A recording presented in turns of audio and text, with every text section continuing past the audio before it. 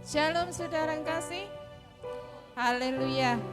Saat sore hari ini Tuhan telah berkemurahan bagi kita sehingga kita dapat berkumpul beribadah, dapat memuji memuliakan nama Tuhan. Itu semua berkat kemurahan Tuhan. Kita masih diberi kesehatan, kita masih diberi kesempatan. Bersyukur kepada Tuhan.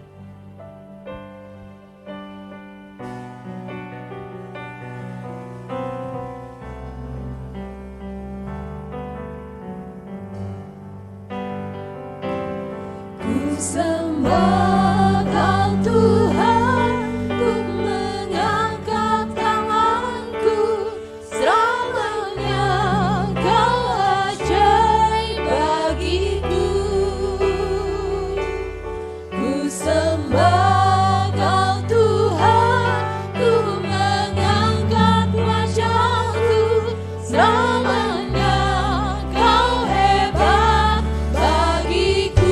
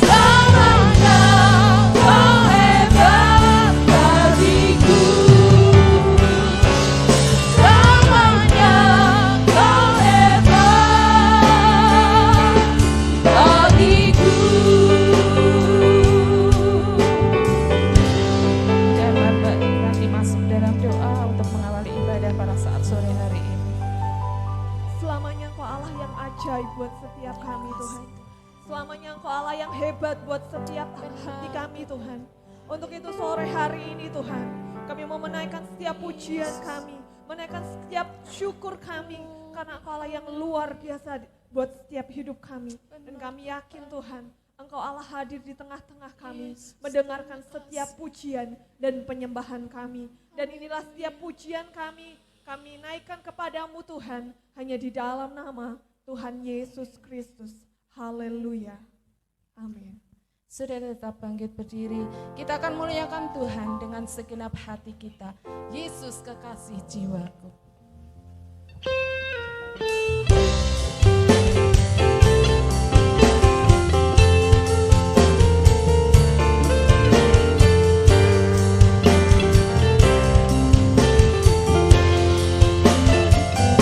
Yesus kekasih jiwaku, sungguh ku percaya padamu, karena kasih-Mu padaku, Kau tebus dosaku. Dari terbitnya matahari dan sampai terbenamnya, ku angkat lagu pujian, tinggikan nama-Mu. Dengan kencang ku puji dengan kecapi. Oh, ku bernyanyi, haleluya, Yesus kekasihku. Yesus kekasih jiwaku, sungguh ku percaya padamu, karena kasih-Mu padaku, Kau tebus dosaku. Dari terbitnya matahari dan sampai terbenamnya, ku angkat lagu pujian, tinggikan nama-Mu. Dengan kencang ku puji dengan kecapi.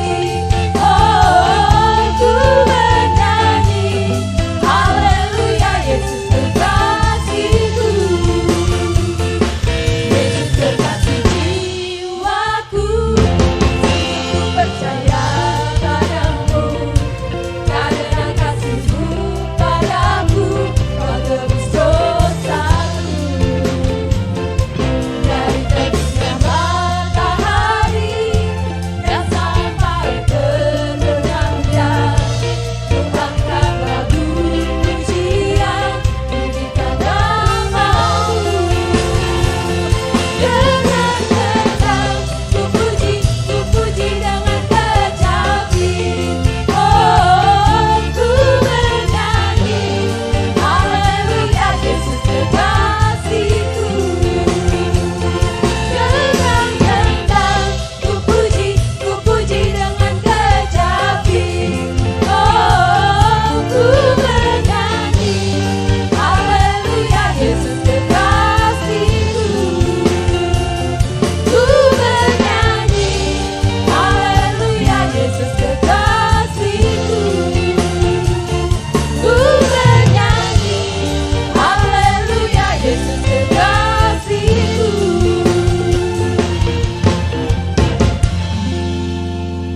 Saudara kasih, siapa yang merasa menjadi kekasihnya Tuhan, pasti kita akan memuliakan Tuhan, memuji Tuhan dengan sepenuh hati kita. Kasih Yesus telah menyelamatkanku.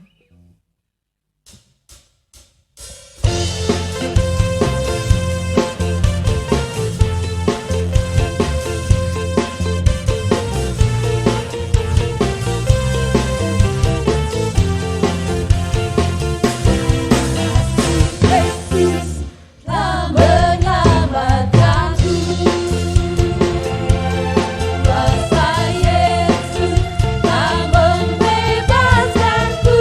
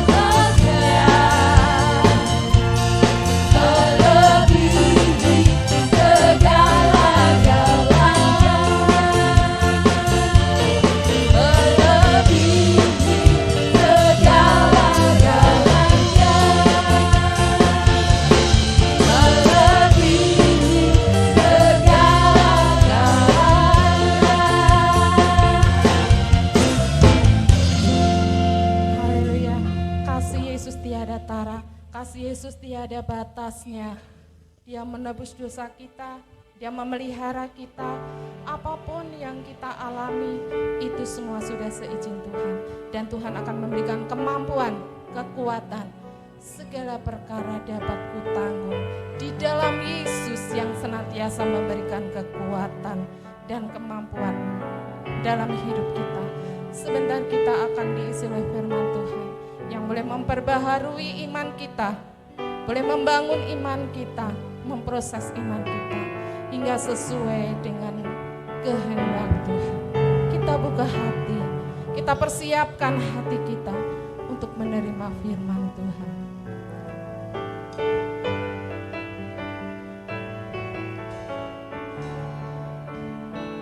Segala perkara dapat ku tanggung di dalam Dia yang memberi kekuatan.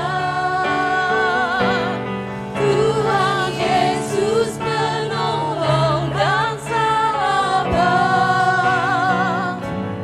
Tetap percaya Tuhan setia. Segala perkara dapat kutanggung. Segala perkara dapat ku tanggung di dalam Dia yang memberi kekuatan.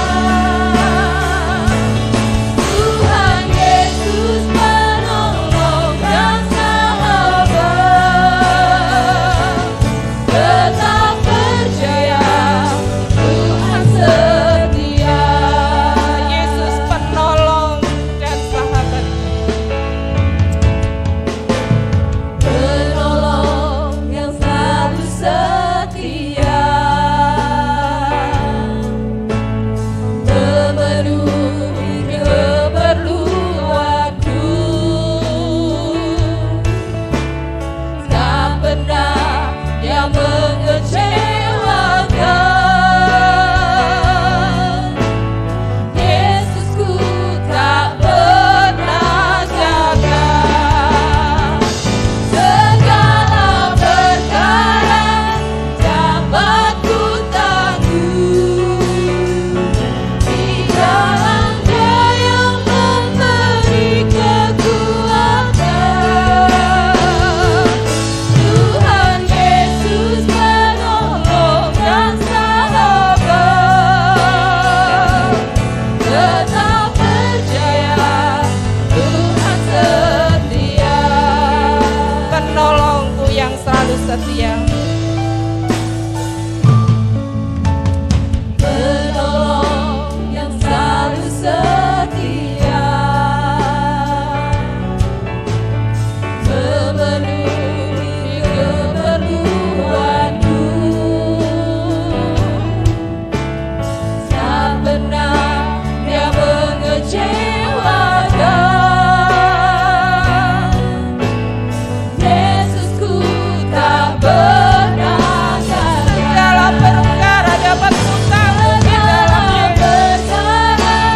Dapat ku tanggung di dalam Dia yang memberi kekuatan.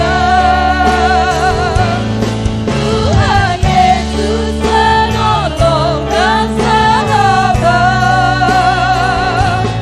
Tetap percaya Tuhan setia.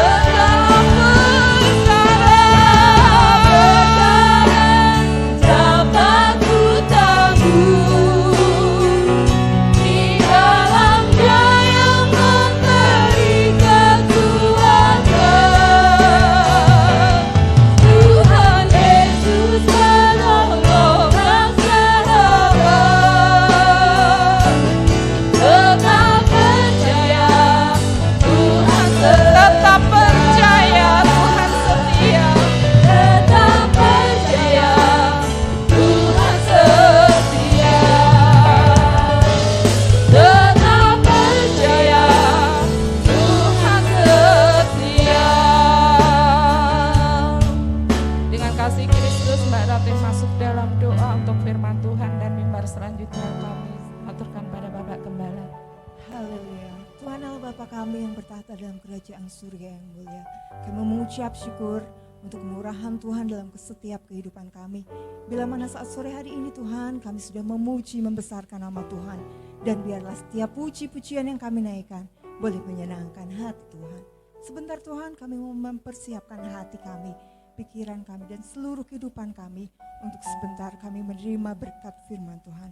Dan biarlah Tuhan sendiri akan memberkati setiap kami sehingga firman-Mu Tuhan dapat tinggal Tuhan di dalam setiap hati kami. Terima kasih Tuhan, kami menyerahkan Bapak Gembala yang sebentar akan menyampaikan firman Tuhan. Biar Tuhan memakai kehidupannya lebih hari lebih heran seturut dengan kuasa-Mu. Terima kasih Tuhan, kami serahkan ibadah kami saat sore hari ini hanya di dalam nama Tuhan Yesus Kristus. Haleluya, amin. Haleluya, puji Tuhan. Selamat sore Bapak Ibu, selamat berjumpa, salam sejahtera dalam kasih Tuhan Yesus. Bagaimana kabarnya Bapak Ibu, semua sehat kan? Oke, Tuhan memberkati kita semua. Mari kita akan mempersiapkan hati untuk diberkati melalui kebenaran firman Tuhan. Tema firman Tuhan sore ini bicara tentang kesembuhan orang lumpuh. Temanya apa Bapak Ibu? Kesembuhan orang lumpuh. Mari kita akan baca kisah ceritanya dari Kisah Rasul pasal 3. Ayat 1 sampai 8. Saya jemput dengan hormat, sama-sama bangkit berdiri. Sama-sama kita menyimak firman Tuhan. Petrus menyembuhkan orang lumpuh. Pada suatu hari menjelang waktu sembahyang, yaitu pukul 3 petang, naiklah Petrus dan Yohanes ke bait Allah. Di situ ada seorang laki-laki yang lumpuh sejak lahirnya, sehingga ia harus diusung tiap-tiap hari. Orang itu diletakkan dekat pintu gerbang bait Allah yang bernama Gerbang Indah untuk meminta sedekah kepada orang yang masuk ke dalam bait Allah. Ketika orang itu melihat bahwa Petrus dan Yohanes hendak masuk ke bait Allah, ia meminta sedekah. Mereka menatap dia dan Petrus berkata, lihatlah kepada kami. Lalu orang itu menatap mereka dengan harapan akan mendapat sesuatu dari mereka. Tetapi Petrus berkata, emas dan perak tidak ada padaku. Tetapi apa yang kupunyai, kuberikan kepadamu. Demi nama Yesus Kristus orang Nazaret itu, berjalanlah. Lalu ia memegang tangan kanan orang itu dan membantu dia berdiri. Seketika itu juga kuatlah kaki dan mata kaki orang itu. Ia melonjak berdiri lalu berjalan kian kemari dan mengikuti mereka ke dalam bait Allah. Berjalan dan melompat-lompat serta memuji Allah. Mungkin saudara sudah sering kali mendengar cerita tentang kesembuhan orang lumpuh di pintu gerbang indah bait Allah. Ya, tapi tidak salah kalau kita sore ini akan mempelajari lagi. Karena firman itu adalah firman yang hidup. Satu ayat saja 5 orang yang mengupas, mungkin bisa kupasannya 5 macam. Nah, hari-hari lalu mungkin saudara sudah pernah baca ayat-ayat ini. Tapi cobalah dengan sikap segala kerendahan hati. Jangan punya perasaan sok sudah tahu. Ngono wae wis ngerti. Ket biyen sekolah minggu wis diceritake ngapain. Nah, ini namanya datang dengan roh kesombongan. Orang sombong tidak akan dapat apa-apa. Karena air itu mengalir ke tempat yang rendah. Kalau saudara datang dengan sikap kerendahan hati, Tuhan, saya rindu firman Tuhan.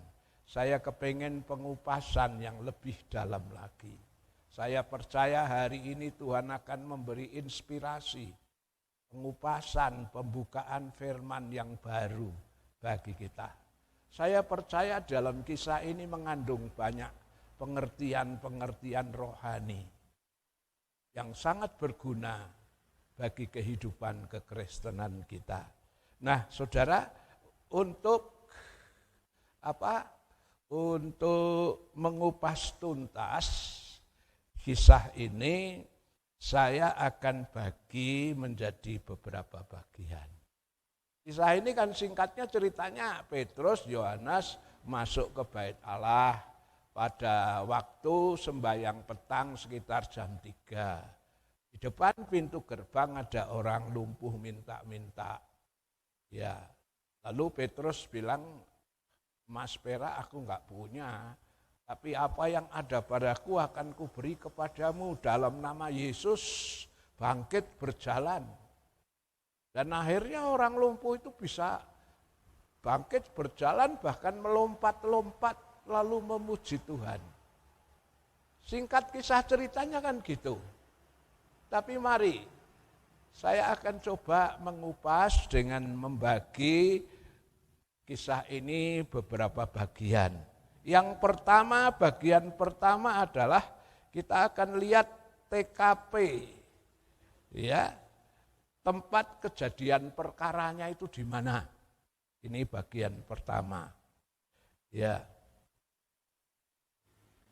Yang kedua, bagian kedua, mengapa Petrus tidak mau memberi uang kepada orang itu? Bagian ketiga adalah dampak dari kesembuhan orang itu. Dampak dari kesembuhan orang itu apa saja. Nah, mari kita kupas satu demi satu. Bagian pertama kita akan kupas tentang TKP, tempat kejadian perkara. Di mana itu?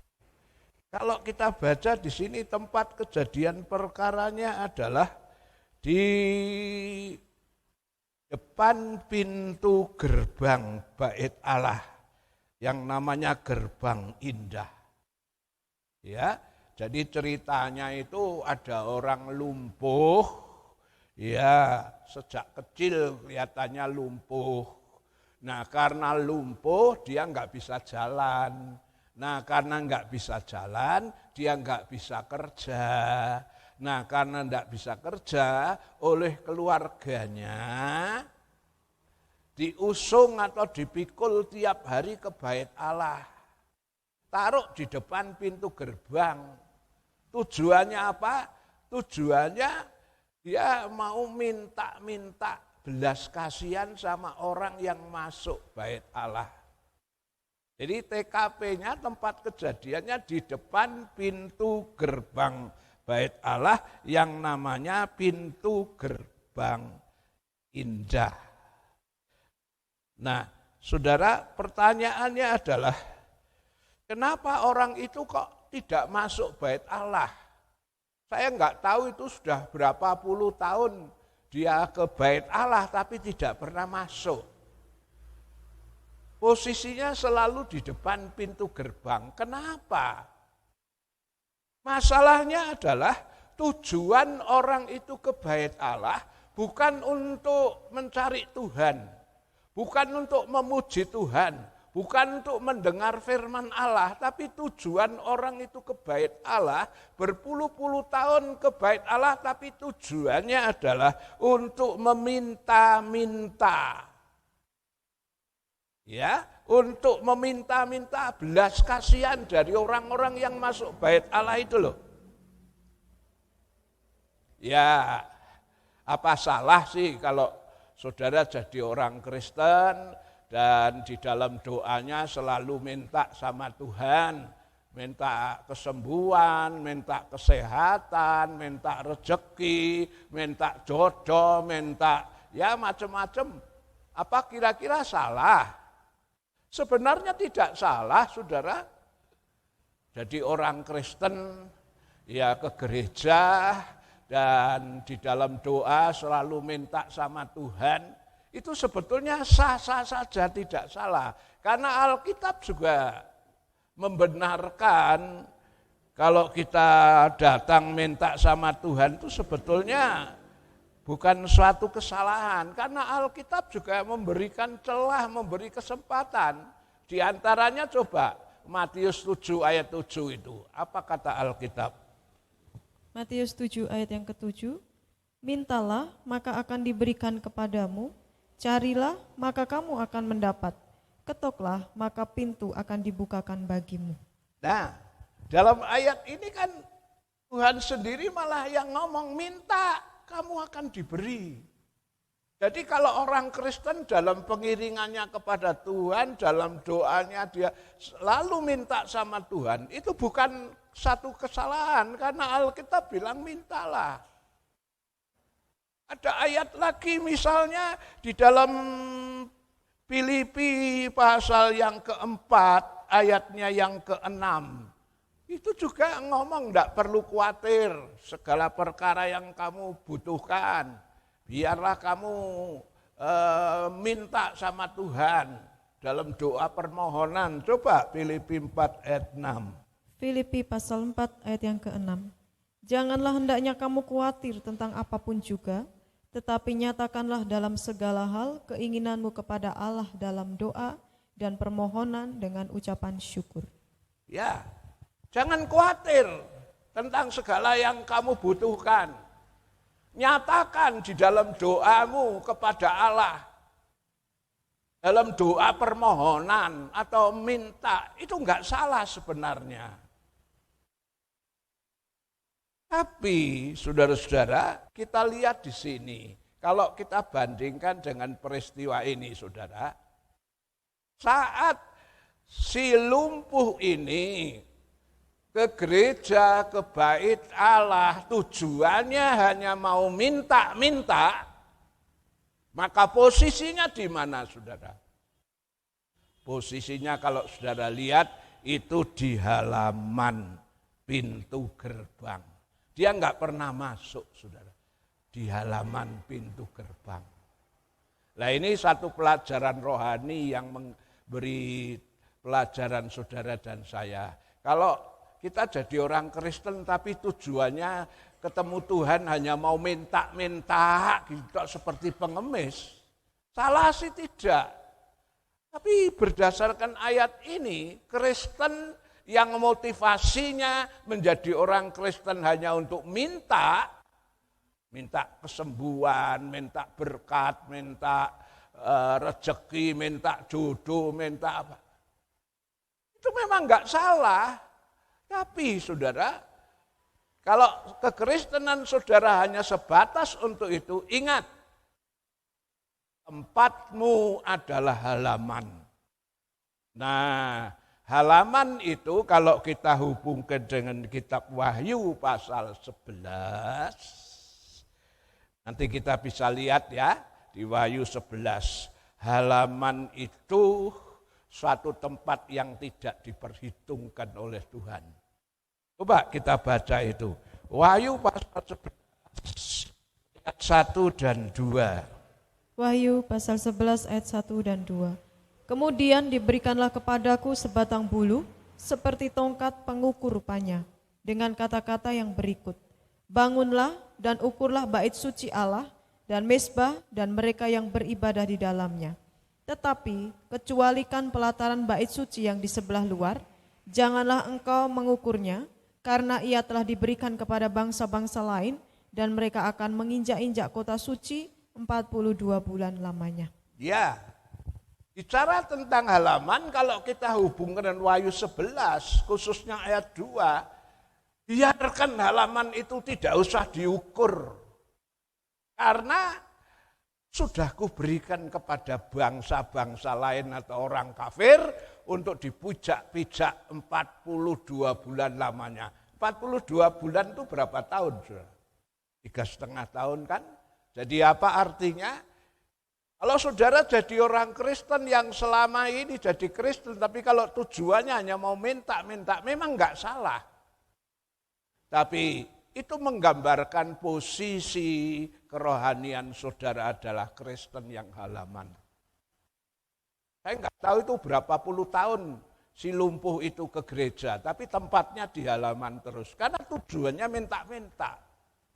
Ya, dan halaman itu dikatakan jangan diukur, tidak termasuk bilangan, karena sudah diserahkan bangsa-bangsa lain ke orang kafir, dipijak-pijak 42 bulan lamanya, alias kekristenan yang menjadi orang Kristen tujuannya untuk minta-minta, tidak beda jauh dengan yang ke Gunung Kawi, tidak beda jauh kepada orang-orang yang ke tempat-tempat keramat untuk minta-minta. Gereja kalau tujuannya hanya minta-minta, itu level rohaninya itu halaman. Dan nantinya akan mengalami masa 3,5 tahun itu. Itulah sebabnya melalui firman Tuhan sore ini, coba tingkatkan kerohanian kita. Jangan sebatas Kristen halaman. Jangan sebatas jadi Kristen hanya untuk minta. Walaupun tidak salah. Ya, tapi kita mau tingkatkan. Bagian kedua, tadi saya bilang bagian kedua, mengapa Petrus tidak mau memberi uang sama orang tersebut? Petrus tidak mau memberi uang kepada orang tersebut, saya kira bukan karena Petrus itu medit. Petrus tidak mau memberi uang juga bukan karena Petrus sama sekali enggak punya duit. Saya percaya hamba Tuhan itu dipelihara Tuhan.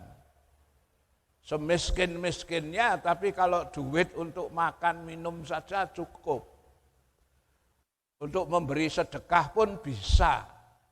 Tapi kenapa Petrus tidak mau memberi uang? Petrus tidak mau memberi uang dalam hal ini tujuannya Petrus mau mendidik orang itu. Supaya jangan jadi Kristen peminta. Ya, kalau Petrus kasih uang, orang itu akan selamanya tinggal di luar halaman dan terus sepanjang hidupnya akan jadi pengemis yang minta-minta terus.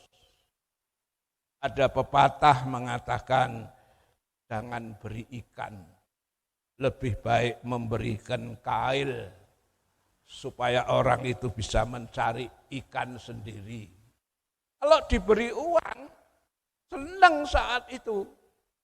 Tapi ya besok ya minta lagi. Nah, Petrus bilang emas perak tidak ada padaku, tapi yang ada padaku aku berikan kepadamu. Dalam nama Yesus orang Nazaret, bangkit dan berjalan. Apa artinya? Artinya dalam hal ini Tuhan mengajar sama itu, jangan hidup mengandalkan belas kasihan manusia. Si lumpuh itu kan hidupnya mengandalkan belas kasihan manusia. Ayat di mana Yeremia 17 ayat 5, terkutuklah orang yang mengandalkan manusia. Coba tolong dibaca. Yeremia 17 ayat yang kelima, beginilah firman Tuhan, terkutuklah orang yang mengandalkan manusia, yang mengandalkan kekuatannya sendiri, dan yang hatinya menjauh daripada Tuhan. Ya, terkutuklah orang yang mengandalkan manusia. Biasanya orang yang mengandalkan manusia, hatinya jauh dari Tuhan. Ya, si pengemis ini selamanya ini mengandalkan belas kasihan orang. Ya, Petrus gak mau orang Kristen tuh mengandalkan manusia, tapi Petrus mengajak orang itu di dalam nama Yesus. Petrus mengajak orang itu tuh memandang dan berharap sama Tuhan. Karena ada ayat yang mengatakan, diberkatilah orang yang mengandalkan Tuhan. Yeremia 17 ayat 7. Yeremia 17 ayat 7, diberkatilah orang yang mengandalkan Tuhan, yang menaruh harapannya pada Tuhan. Ya, jadi istilahnya Petrus tidak mau kasih ikan, tapi Petrus lebih baik kasih kail. Dia bawa orang itu kepada Tuhan Yesus, supaya pandangan arah hidupnya bukan kepada belas kasihan manusia, tetapi arah pandangan hidupnya supaya tertuju kepada Tuhan. Kalau kekristenan kita, arah pandangannya kita kepada Tuhan, saudara dan saya akan mendapat berkat. Bukan hanya berkat secara jasmani, tapi lebih daripada itu. Ya, berkat secara rohani yaitu keselamatan. Karena di dalam Yesus itu ada berkat jaminan keselamatan. Kisah 4 ayat 12. Kisah Para Rasul 4 ayat 12. Dan keselamatan tidak ada di dalam siapapun juga selain di dalam Dia, sebab di bawah kolong langit ini tidak ada nama lain yang diberikan kepada manusia yang olehnya kita dapat diselamatkan. Ya, kalau kekristenan kita itu arah pandangannya tertuju kepada Yesus, bukan hanya jaminan berkat jasmani. Kalau berkat jasmani itu tidak usah Kristen lah, di luar sana juga bisa. Mungkin Gunung Kawi juga bisa itu berkat jasmani. Tapi ketika arah pandangan saudara kepada Yesus, bukan hanya berkat jasmani, tapi juga berkat keselamatan. Nah, itulah sebabnya Petrus tidak mau memberi uang. Petrus mau mendidik kerohanian orang itu supaya di dalam pengiringannya kepada Tuhan, matanya tertuju kepada Tuhan. Nah, kita masuk poin ketiga, yaitu dampak dari kesembuhan itu. Apa dampaknya dari kesembuhan yang terjadi ketika Yesus Petrus ngomong dalam nama Yesus bangkit berjalan, lalu orang itu berjalan, maka dampaknya apa saudara? Dampaknya adalah yang pertama, nama Tuhan dimasyurkan, dimuliakan. Ya, coba Kisah Rasul 3 ayat 8 sampai 10. Kisah Para Rasul 3 ayat 8 sampai 10. Ia melonjak berdiri lalu berjalan kian kemari dan mengikuti mereka ke dalam bait Allah, berjalan dan melompat-lompat serta memuji Allah. Seluruh rakyat itu melihat dia sambil memuji Allah. Lalu mereka mengenal dia sebagai orang yang biasanya duduk meminta sedekah di gerbang indah bait Allah, sehingga mereka takjub dan tercengang tentang apa yang telah terjadi padanya. Ya, ketika orang itu menerima kesembuhan, dampaknya bukan hanya orang itu yang terima berkat. Ya memang orang itu terima berkat, tadinya lumpuh, sekarang bisa jalan. Kan itu berkat yang luar biasa, yang tidak bisa dibeli dengan uang. Selain itu, dampaknya adalah nama Tuhan dipermuliakan. Banyak orang heran, ya, terkagum-kagum. Dalam ayat ini dikatakan, ia melonjak berdiri dan berjalan kian kemari dan mengikuti mereka ke dalam bait Allah, berjalan dan melompat-lompat sambil memuji Allah.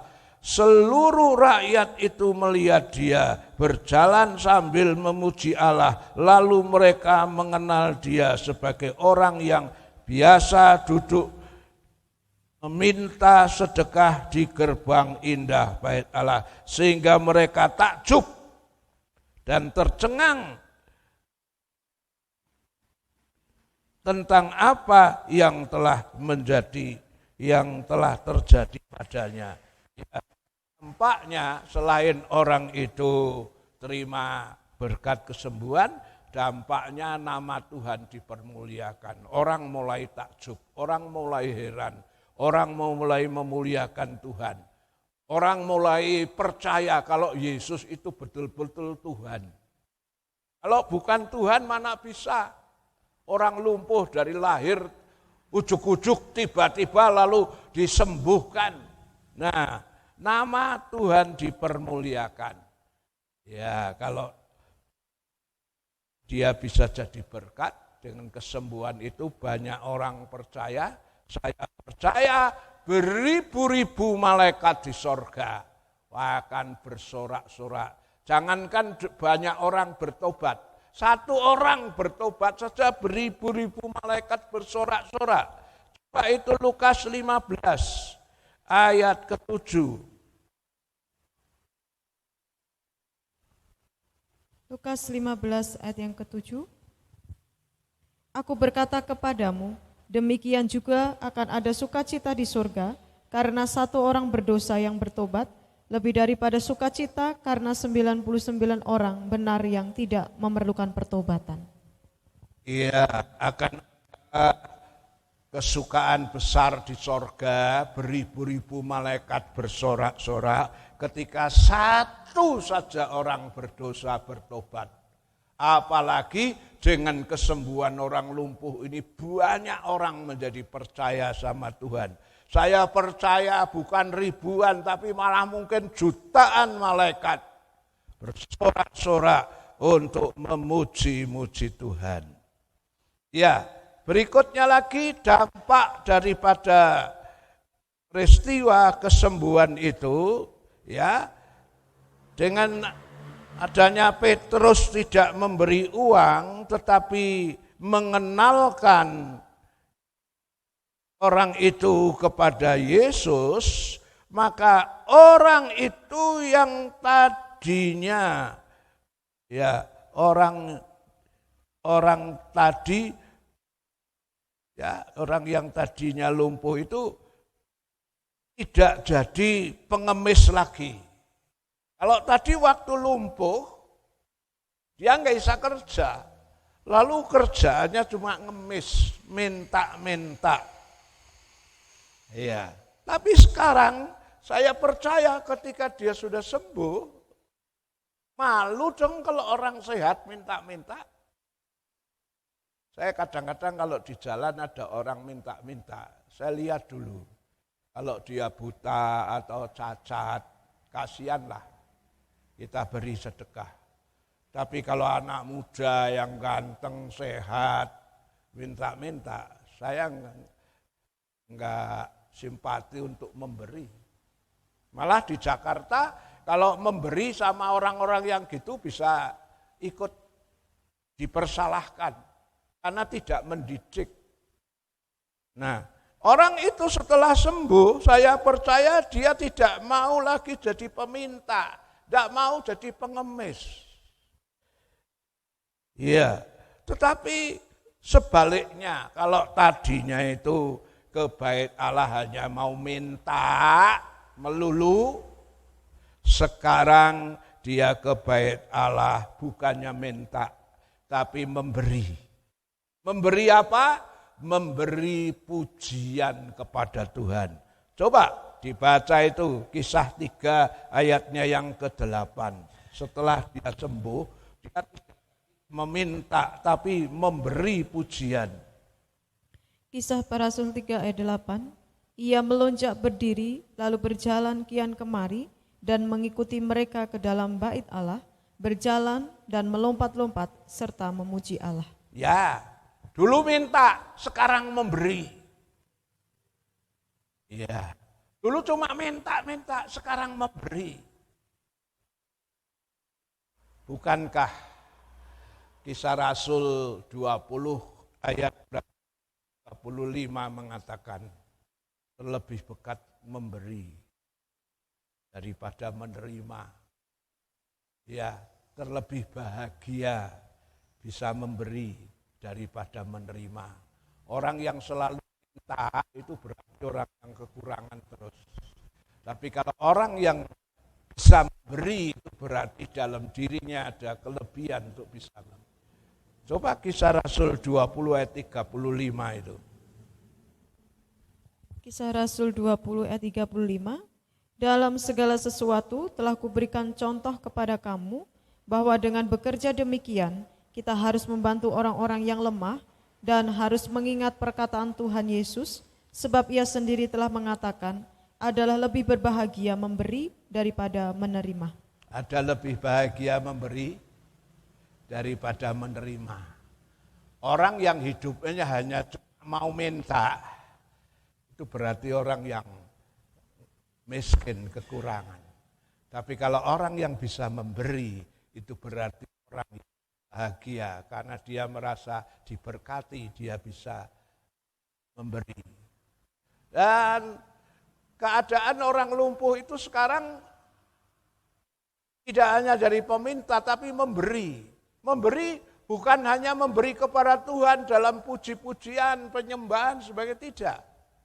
Tapi saya percaya setelah orang lumpuh itu sehat, akhirnya dia bisa bekerja.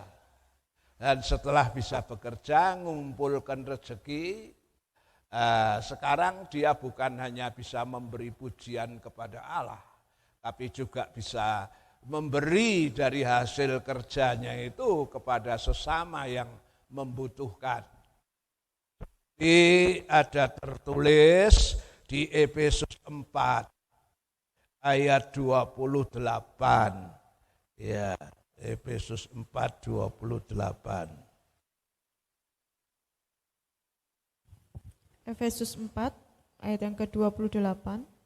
Orang yang mencuri, janganlah ia mencuri lagi, tetapi baiklah ia bekerja keras dan melakukan pekerjaan yang baik dengan tangannya sendiri, supaya ia dapat membagikan sesuatu kepada orang yang berkekurangan. Nah, ini dari ayat ini kita melihat beberapa tingkatan kehidupan kerohanian, ya. Orang yang mencuri, janganlah ia mencuri lagi. Mungkin sebelum kita kenal Tuhan. Ya, ada loh banyak orang yang karena alasannya kepepet, lalu dia mencuri. Dan ya apalagi dia enggak kenal Tuhan, dia enggak ngerti kalau mencuri itu salah. Tapi Alkitab mengajar, sing wis ya wis, nah mbiyen-mbiyen iku urung ngerti kebenaran, ya kerjaannya hanya mencuri, ya. Atau seperti si lumpuh ini tidak mencuri tapi kerjaannya cuma minta-minta, ya, dari belas kasihan orang. Nah, tetapi baiklah ia bekerja keras. Nah, sesudah si lumpuh itu bisa sehat, bisa tidak lumpuh lagi, dia bisa kerja. Nah, kalau bisa bekerja, maka ya dia juga bisa berbagi, memberi kepada orang lain yang kekurangan. Ini seharusnya level rohani kekristenan itu harus mengalami peningkatan seperti itu. Ya, yang terakhir, dampak dari kesembuhan yang terjadi pada si lumpuh itu apa? Ya, dampak dari kesembuhan si lumpuh itu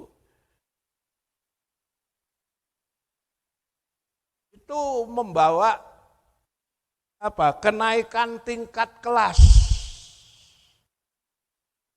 rohani atau kelas kekristenan.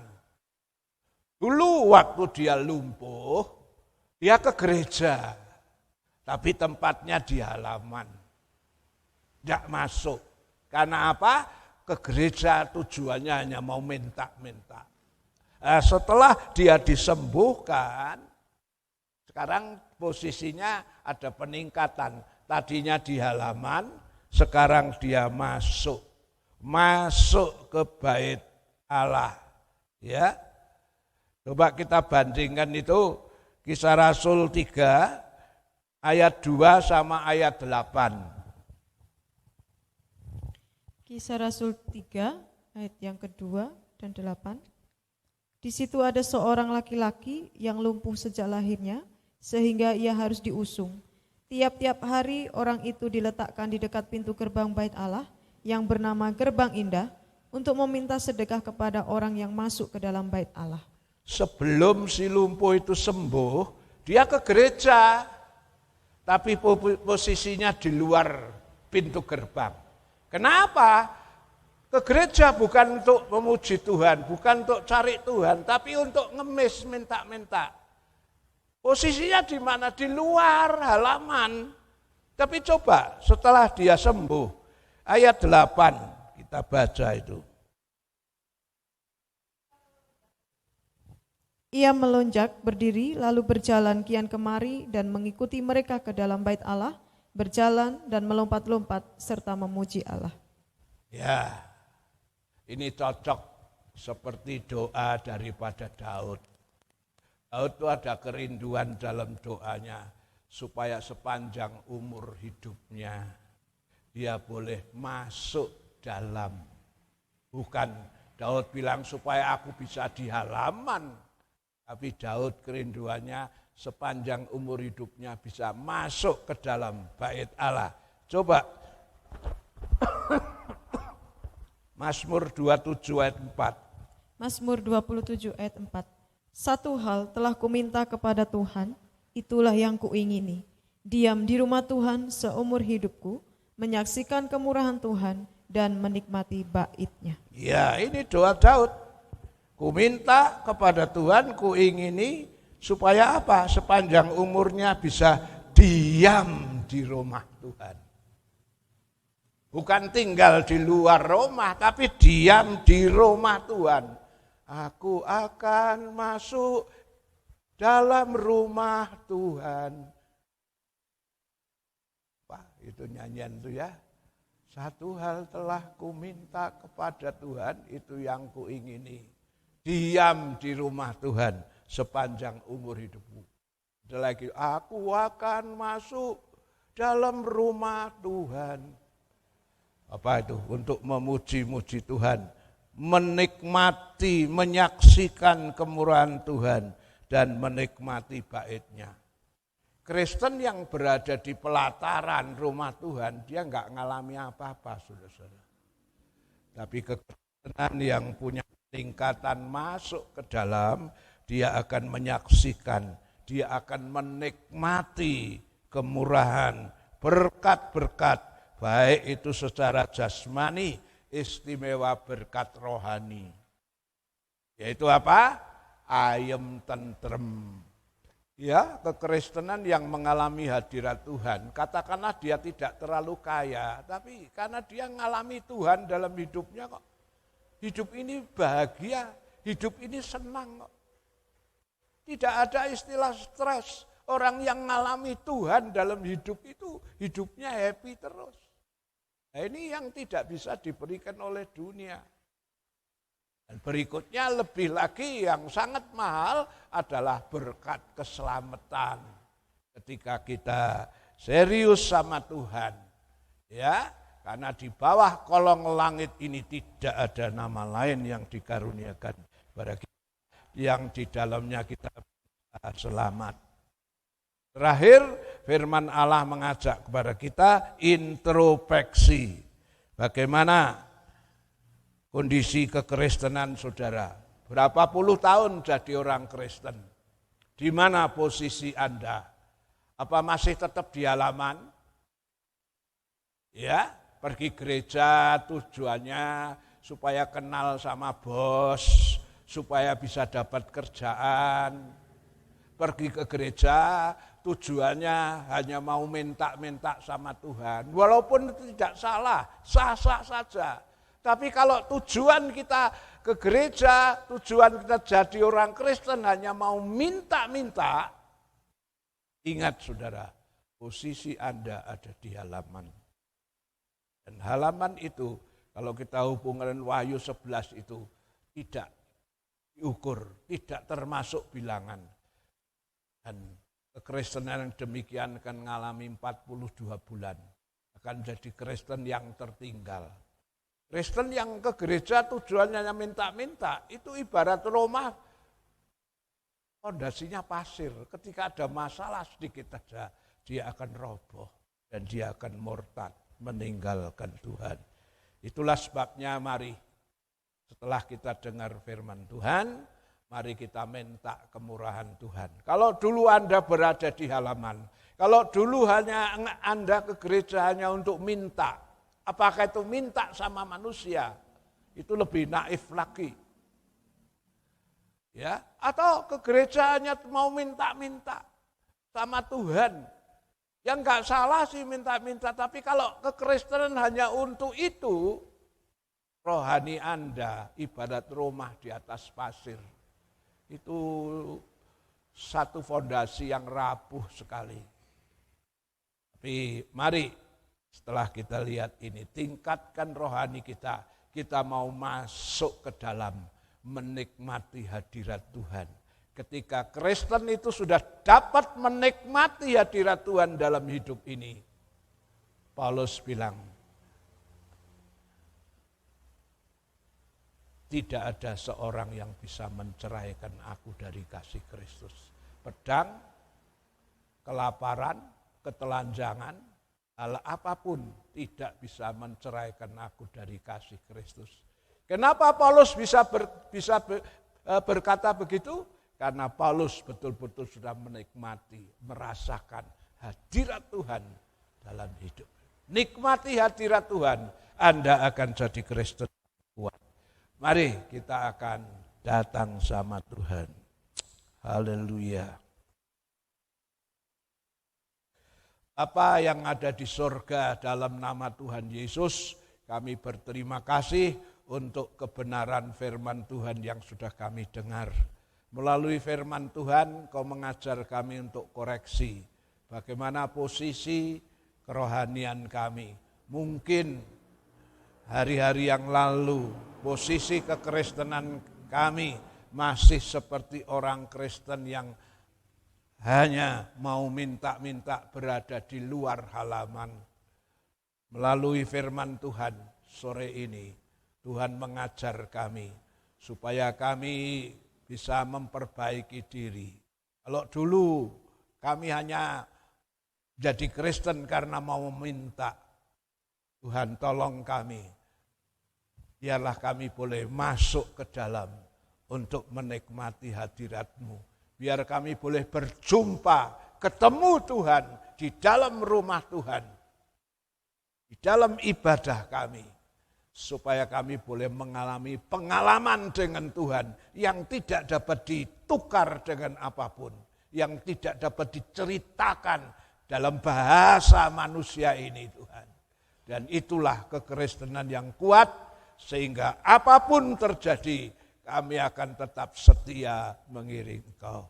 Terpujilah nama-Mu, dalam nama Tuhan Yesus Kristus. Haleluya, amin. Ya, tidak ada pengumuman lain, hanya mari kita akan tetap berdoa untuk pembangunan rumah Tuhan. Kita gandengan tangan, kerjasama, ya, dan saudara yang punya rezeki, saudara mau berkorban untuk pembangunan, silahkan, ya, kotak luar sana untuk pembangunan rumah Tuhan. Sekecil apapun, persembahan saudara sangat dihargai Tuhan. Dan Tuhan yang tidak mau kepotangan akan membalas lipat kali ganda. Kita bangkit berdiri.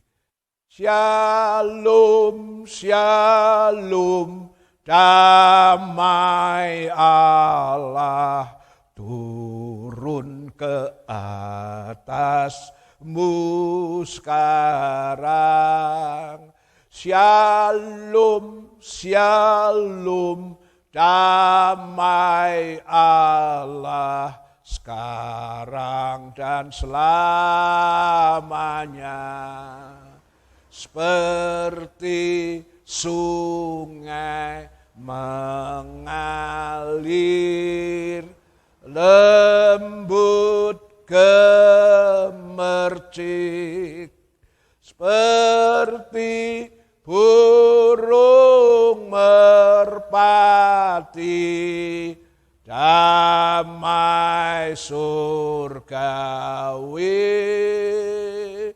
Shalom, shalom, diberkatilah kau selalu.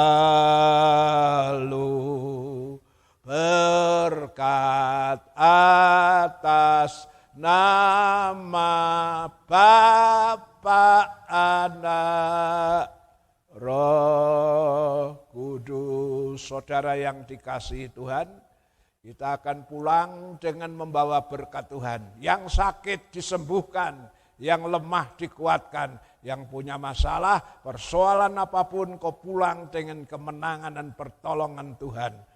Allah berkenan memberkati setiap usaha anak-anakmu, yang tani, ternak, dagang, wira swasta, kerja apapun yang halal diberkati. Anak sekolah, kuliah, kasih kepinteran, kepandaian, Tuhan ngatur masa depan anak-anakmu. Masa depan yang cerah, masa depan yang penuh pengharapan. Setiap korban dari anak-anakmu, tatangan, sukarela, perpuluhan, nazar, buah sulung, bahkan persembahan untuk pembangunan, Tuhan menilai, mencatat, Tuhan akan kembalikan lipat kali ganda sesuai janji firman-Mu. Kita akan pulang, terimalah berkat dari Allah Bapa, kasih sayang dari Tuhan Yesus, persekutuan Allah Roh Kudus menyertai saudara dan saya saat ini sampai Maranatha, Tuhan Yesus datang kembali. Haleluya. Amin. Tuhan memberkati.